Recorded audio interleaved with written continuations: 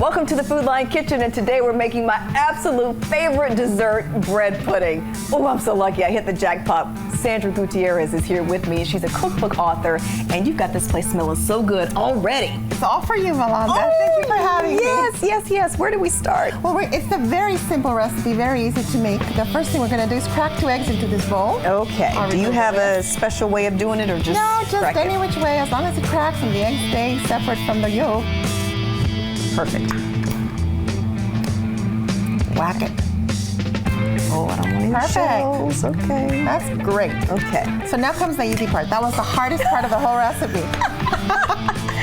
So now you whisk, and we're Okay. going to add a cup and a half of heavy cream or whipping cream. Either one will work. So Okay. break those yolks, hit them with a whisk. Hit him. Hit 'em. Take my aggression out. There you go. Okay.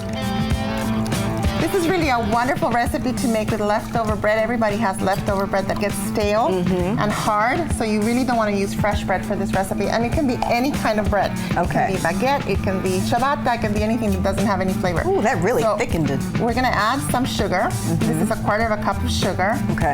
And we're just going to stir a little bit until that dissolves. A pinch of salt, because salt always makes baking goods taste better. It opens up your taste buds and your palate. Sure does. And the last ingredient is just a touch of vanilla.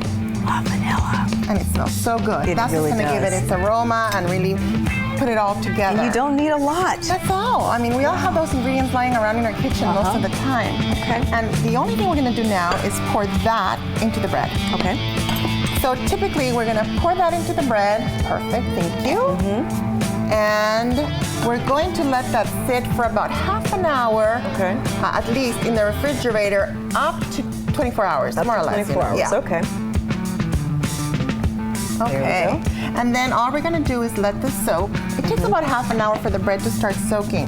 Okay. This is a lot of custard, which is what we made there, to go into the bread. And what that's going to do is it's going to make it really moist and really puff up as it bakes, which is the way I like it. Yeah. You don't have to include that much of a custard, but I like it. Okay. And the longer it sits, the more it will absorb and the more it will build up as you're going. So Now let it'll me ask puff you up. about the way you cube the bread. Is Yeah. there any special way that you need to cube up the bread? There really isn't. In fact, we're going to make it into small ramekins, which is the reason that I cut it into small pieces. But if you have a large casserole dish and that's what you prefer, you can actually just slice it.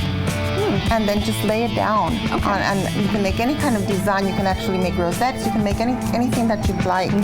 You grease a little ramekin, or you could make this whole thing in a square 8x8 casserole dish. Okay.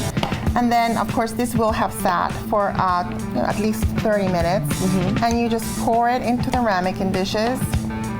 It will be much thicker. And we are going to bake it at 350 degrees for 20 to 25 minutes until it's set. And I've got one straight out of the oven for you. There's some powdered sugar there, Oh, nice. which you can just sprinkle on top. And some berries. Some berries. So put the So sugar sugar first. Okay. Liberal, just go for it. Liberal. I don't know, Sandra. I'm trying to watch my sugar. There you go. How's that? Beautiful. Okay. And then some berries. And these can be any berries you want.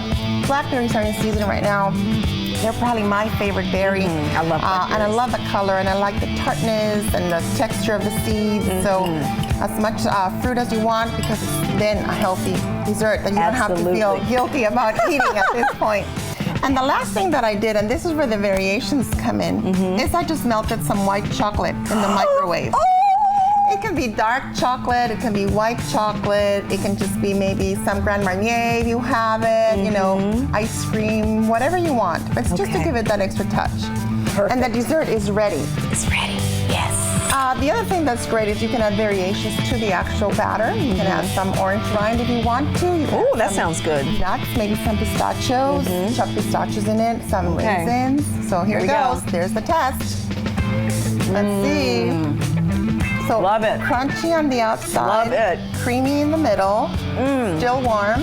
It's so simple to make. Yeah, there coming you with go. me. That's going home with you today. Thank you, Sandra. Thank you for having me. I'm going to go home and make this. You can make it too. Just check out our website, mycarolinatoday.com.